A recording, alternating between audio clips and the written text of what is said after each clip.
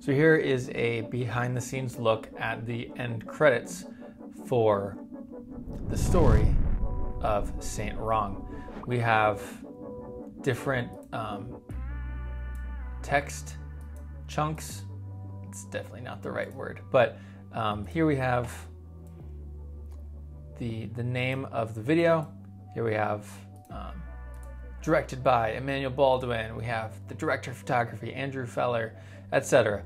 And so I did what I would do is write out the text here, small, big, format that the way I wanted it, center it the way I wanted it, and then I would add effects here.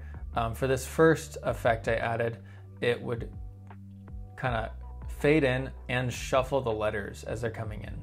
So it would kind of flicker appear kind of randomly. So we go here. That's what this looks like here. And this will just make it look even more cool and convincing as we move on with more and more effects as we go. I went with Graphy and extra bold, all caps, because that's the style that I like and I feel like it works well with this video. When it comes to the logo and the name here, there's no randomization, but all the other effects that go on top of this will still apply to them. So next we have glitch. This is just a random pattern that the computer kind of generates, and it's what the other effects use to try to figure out how to make the glitch pattern, because it kind of references that page. So for example, right here, you get it, and it's a matter of using these keyframes to tell it how much glitch, how strongly to glitch at each time. So each of these effects, I would copy and paste to the next one, to the next one, to the next one. And I wanted it to kind of have a start, a end, and then a little bit of a continue. So it's like a zzz, zzz. So what I did on top of that is add RGB. So each of these layers is a different RGB color, and they come in at different times, as you can see down here, so that when it's static like this, they all line up. But when they're glitching, you get some of that overlap. And then over here, if I close these, you can see, actually, as they each come in, like this first one is just this left side, and then this one here is the middle, and then over here we have the remainder. So it kind of delays it even more.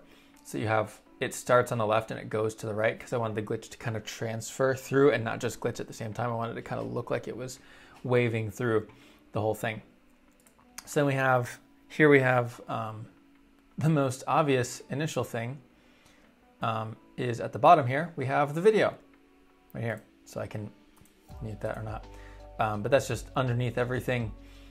And the last thing that I did to, actually two more things. I used a glow effect right here. So if I close that, that's what it looks like, but I added some glow. These are the settings I did, but you can play with that and figure out how you would want to do that if you were going to do it yourself. I also added vignetten, I don't know how to say that, but blinds. It's all these lines here. So if I close that or turn that off, that's what it looks like there if I turn off the glow. So with the lines, without the lines, and the glow kind of masks it. So I want it to look kind of like an older TV, an older tube TV. So the whole thing is kind of slow right now because I've been changing stuff, but it should start on the left, move to the right, and as you can see here, it's pretty solid on the left, and it's still doing its glitchiness on the right, and then it kind of calms down a little bit, which is mirrored really well with the sound effects. So that is how I wanted it to look, and that's how I got it to look that way. Then we just have each of these different slow-mo shots in the background, timed up correctly with the, I guess there's one more thing technically. Technically, I took this whole thing, exported it, and then I put a color grade over it, color grade layer over it. So here we are in Premiere Pro, and right here we have the project-wide look. If I deselect or whatever, if I delete it, if I make it transparent, if I disable, what's the correct term for that? I just always have a control. Enable. If I enable or disenable, whatever the terminology is, the look. So this is what it looks like in After Effects, but I added the whole look because right here, this is kind of how the project would look without the cross-project look. But right here, add that. It's got some vignetting. It's got a little bit more of that Tenet sort of color grade. We also have, while my computer's trying to process, we have a lot of grain, like film grain, and very strong blue shadows. Yeah, it's got to think because, yeah, if I hold it still, this is how it ended up looking, and so the color grade on top does affect the end credits as well. Slightly, marginally. They will look slightly different. It's like with this. You can kind of see it's a little bit blue in the shadows. I'm very happy with how it all came together. Like right here, you can kind of see that blue in the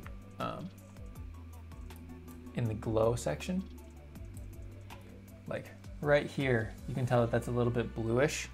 If I deselect that, it's just kind of black and white.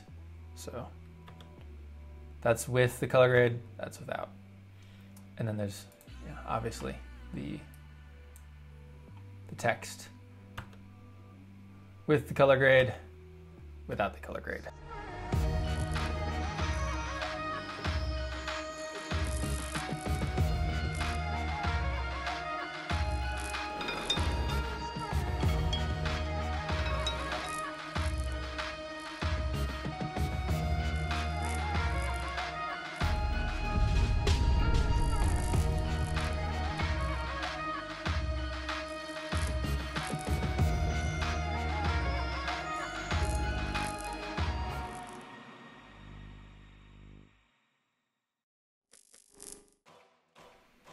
Yeah, so that's how I did the end credits for the story of Saint Wrong.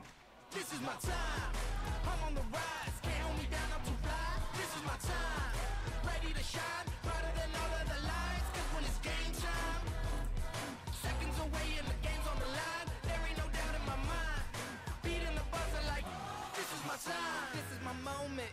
You better bet that I'm on it. Ready and set, I'ma own it. Blast it to 10, then keep going. There ain't no coasting. I never settle, don't play.